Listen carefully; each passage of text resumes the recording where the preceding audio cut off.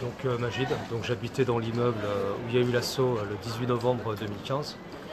En fait, nous ce qu'on demande en premier, c'est la vérité et la justice. Cet assaut, il était ultra violent. Donc il y a eu des tirs de neutralisation. Donc c'est une des premières fois en France, à ma connaissance. Donc il faut savoir qu'il y avait des tireurs d'élite donc en haut postéro, en haut dans les toits aux alentours. Et ils ont demandé à 5 personnes de s'approcher des fenêtres. La police a demandé donc à 5 locataires de s'approcher des fenêtres. Les locataires se sont exécutés, donc ça à 5 h du matin, après des tirs intenses. Donc ils sont approchés et la police a tiré, ils leur ont demandé de lever les mains et la police a tiré sur les bras. Voilà. Et donc il y a eu 5 blessés, il y a eu une personne qui a reçu plusieurs balles dans le bras. Il y a une personne, je crois, qui a plus de 60 ans, qui a reçu 5-6 balles dans son bras. En gros, Majid, si je comprends bien, pour que les gens comprennent, là on a 11 personnes qui nous regardent en direct. Ouais. En fait, quoi, c'est Majid qui a habité en 2015 dans le bâtiment qui a vécu l'assaut à Saint-Denis. Ouais, tout à fait. Et lors de cet assaut-là, voilà, attentat de Saint-Denis, voilà, l'attentat de Saint-Denis.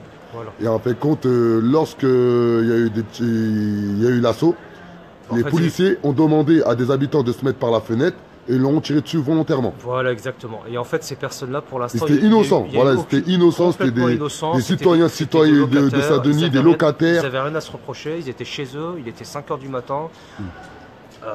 La police est venue, leur aide, cagoulés, ils ont tiré de partout.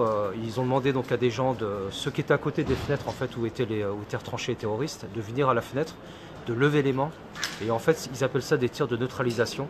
Donc le patron du raid, en novembre 2015, il a beaucoup communiqué dans les médias par rapport à ça. Mais c'est hors cadre et illégal. Et Donc en gros, là, déjà, t'expliques le premier souci là, déjà, qu'il y a par rapport à cette vidéo qu'on fait là devant l'ancien bâtiment où il y a eu l'attentat. C'est que déjà, le premier truc, ils ont tiré sur des citoyens de Saint-Denis, des habitants de Saint-Denis volontairement, et c'est hors cadre. C'est interdit. Tir de neutralisation. C'est interdit. Déjà, ça, c'est la première chose que vous reprochez déjà. Interdit. Vous les habitants. Tir de neutralisation. Déjà pour commencer. Parce qu'en fait, par précaution, si jamais ces personnes-là avaient des ceintures d'explosifs, ces personnes-là n'avaient rien du tout. Et là, maintenant, ces 5 personnes-là qui se sont fait tirer dessus, qu'est-ce qu'il en est aujourd'hui? Ils sont en galère, ils sont pas relogés, ils ont des, je crois qu'il y en a qui ont reçu 2, 3, 4 000 euros d'indemnité, des indemnités ridicules. Ils ont perdu l'usage de leurs bras. Ils ont été traumatisés. Ils ont vécu un assaut de fous. À 5 h du matin, des milliers de balles, des fous, de fous. Donc ça, c'est la première chose. Ensuite, bon, il faut savoir qu'il y a eu quand même beaucoup de violence par rapport à la police. La police a usé de beaucoup de violence. Donc il y a beaucoup de personnes, des locataires qui ont été tabassés avec des pistolets, des crosses. Il y a eu des côtes cassées. Vous avez dû le voir dans les images, il y en a qui ont été sortis nus. Ils avaient interpellé ce jour-là, ils avaient dit 7-8 personnes. Alors tous étaient innocentes. Tous étaient complètement innocents. C'est-à-dire les 8 personnes qu'ils ont interpellées le jour qu'ils ont fait l'assaut. Tous innocents. Mais non, on parle d'une affaire d'État là. Tous innocents. Okay. Tous innocents. Ensuite, en fait, l'assaut, comment ça s'est passé? Alors l'assaut, donc à 4 h 30 du matin, il a intervenu sans l'évacuation des familles et des personnes. Donc il y avait plus de 100 personnes qui habitaient dans ces 5 immeubles. En fait, ces 5 immeubles. Il y avait une centaine de personnes qui habitaient, 25 enfants environ, des personnes très âgées, 80 ans. Et donc dès 4 h 30, ça a tiré à la calache. Et ça a tiré à l'arme lourde. Et ça a tiré, donc ils ont dit 5000 balles. 5000 balles, des grenades, etc. Et là, maintenant, là, par rapport à tout ça, qu'est-ce qu'il en est de la présence de la mairie auprès des familles? En fait, la mairie, pour nous, il y a un double jeu au niveau de la mairie. La mairie, ils sont surtout intéressés par le rachat de l'immeuble. Il y a 5 immeubles. Donc dès le début, ils ont communiqué par rapport à ça. Regardez l'immeuble, regardez, ça c'est Majid et ses camarades, ils ont mis ça par rapport à l'assaut pour un devoir de mémoire. C'est ça, c'est vous qui avez mis tout ça. Et en gros, la mairie va le racheter tout ça en gros. La plaque. Il va faire du business. C'est nous qui l'avons mis il y a un an, la plaque. La plaque, c'est vous avez mis, la plaque commémorative. Ok, et la mairie va le faire quoi maintenant? En fait, c'est 5 bâtiments et la mairie, elle essaye d'exproprier à ce qu'on appelle à vil prix. Ça veut dire récupérer tous les biens à un prix modique. Il faut savoir que ces appartements-là, juste avant l'assaut, ils s'achetaient à 3 000 euros. Ma soeur, elle était propriétaire ici, elle a acheté 2 500 euros 6 mois avant l'assaut. Et une semaine après l'assaut, normalement, un appartement devait vendre 3 000 euros du mètre carré. Il avait été signé de 2-3 mois avant. Et contrairement à ce qui se dit aussi, nous ce qu'on veut vraiment c'est la vérité. C'était pas du tout insalubre. C'est faux. C'est complètement faux. Voilà, il y avait un syndic, il y avait des copropriétaires, il y avait des locataires, c'est un immeuble privé. Voilà, donc là, si je comprends bien, déjà le premier souci, c'est toutes les personnes qui sont fait tirer dessus injustement. Et clairement, aujourd'hui, ils n'ont pas eu de compensation, une vraie réelle compensation financière de l'État, déjà pour commencer. Deuxième chose, c'est que la plupart des personnes qui habitaient ici, qui avaient un logement qui était du 3 000 € du mètre carré, aujourd'hui, ils n'ont plus rien. C'est ça ? Ils n'ont plus rien. Et ensuite, par rapport aux recherches qu'on a pu faire, on a vu qu'il y a certaines personnes qui ont été relogées quand même par la mairie. Alors il y a la moitié environ qui ont été relogés. Donc au bout de 2 ans et demi, ça fait peu. Ok. Ça fait peu, il y en a beaucoup qui sont encore à l'hôtel. Donc voilà, encore la moitié qui sont à l'hôtel. Il y en a qui sont même pas du tout, enfin qui sont dehors. Il y en a qui sont dehors.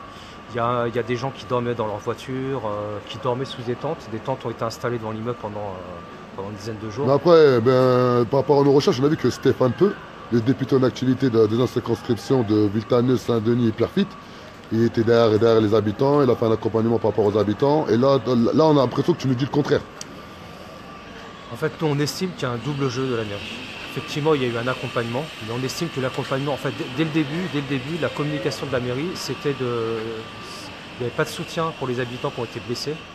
Tout au début, la mairie communiquait, juste après l'assaut, elle a communiqué. Il n'y a eu aucune attention particulière pour les blessés de l'immeuble. Ensuite, il n'y a eu aucune critique de l'intervention des forces de l'ordre. Voilà, les forces de l'ordre, on va dire, les habitants, ils n'ont pas été épargnés. Il faut savoir qu'il y a beaucoup d'enfants, moi j'en connais, ils ont eu un pistolet dans la bouche. Ensuite, évacués avec un pistolet dans la bouche. Mes voisins, ils ont été évacués comme ça, 10 ans, 14 ans, 15 ans. Ensuite, les parents, le père, la mère devaient se déshabiller, devaient être nus devant les enfants pour s'assurer que la police devait s'assurer qu'ils n'avaient pas de gilet, de ceinture d'explosifs. Donc c'était ultra violent. Ultra violent psychologiquement et physiquement. Psychologiquement, il faut imaginer des milliers de balles dans un truc confiné. Des anti-périmètres. C'est pas possible. Ouais, mais là maintenant, là, comme tu me dis, là, tu as participé au jugement qu'il y a eu là Il y a un jugement là dernièrement par rapport à ça. Ouais. C'est le jugement de qui exactement? Alors en fait c'était Jawad. Ouais. Jawad, Souma, Mohamed et Youssef. Et Jawad, ça veut dire, vu que c'était ton voisin, tu le connaissais? On n'avait pas les mêmes horaires, mais de vue. Ok, et c'est du quoi ce jugement-là? En fait, moi j'étais mal à l'aise à ce jugement. Parce qu'en fait c'était un grand moment de justice entre guillemets. Il y avait 80 avocats, c'était très suivi, mais médiatiquement c'était très suivi. Et nous en fait, aucune justice depuis 2 ans et demi. Depuis 2 ans et demi, aucune reconnaissance. On est laissé à l'abandon, on est complètement ignoré. Donc j'étais pas à l'aise. Voilà. Justice oui, mais pour tous c'est. On a compris. Donc maintenant, attends le mot de la fin et qu'est-ce que tu veux de l'État français, surtout de la mairie de Saint-Denis? Qu'est-ce que tu attends des pouvoirs publics? Qu'est-ce que tu attends comme soutien, comme accompagnement de la population? Tu attends quoi exactement? Tu as 16 personnes qui te regardent en direct. Alors 2 ans et demi, ça suffit. Ça fait 2 ans et demi qu'il y a eu l'assaut. Ça fait 2 ans et demi qu'on nous a promis un relogement. Nous, on n'a rien demandé. On était chez nous. La plupart avaient leur bail, étaient en règle. Voilà, on était chez nous, on n'a rien demandé. Il y a des propriétaires qui n'ont rien demandé. Les commerçants, là, ils ont fermé, ils n'ont pas eu d'indemnité, ils n'ont rien demandé. Personne n'a rien demandé. Alors, on comprend l'assaut, on comprend la neutralisation de ces terroristes. Ça, on comprend. Ça aurait pu être fait d'une autre façon. Voilà, mais l'État, il faut qu'elle assume. Voilà, on est des victimes du terrorisme. Parce que ça, ils ne veulent pas le reconnaître. Et pour nous, c'est important qu'ils reconnaissent qu'on soit victime du terrorisme. Il y avait des terroristes, ça a explosé, on est victime du terrorisme. Mais en fait, comme la majorité sont des Africains, on est d'origine africaine, je pense que ça a joué beaucoup. Voilà, c'est un immeuble populaire de Saint-Denis. Donc donc de par nos origines, de par notre statut social, on a eu un traitement différent. Voilà. Ok. Donc s'il y a des personnes qui veulent te contacter pour en savoir plus, ils peuvent te contacter? Oui. Ok. Même via la page Facebook, comme ça tu enverras les numéros. Mais merci à tous et la révolution est en marche, c'est ça? C'est ça. Merci Majid. Ciao.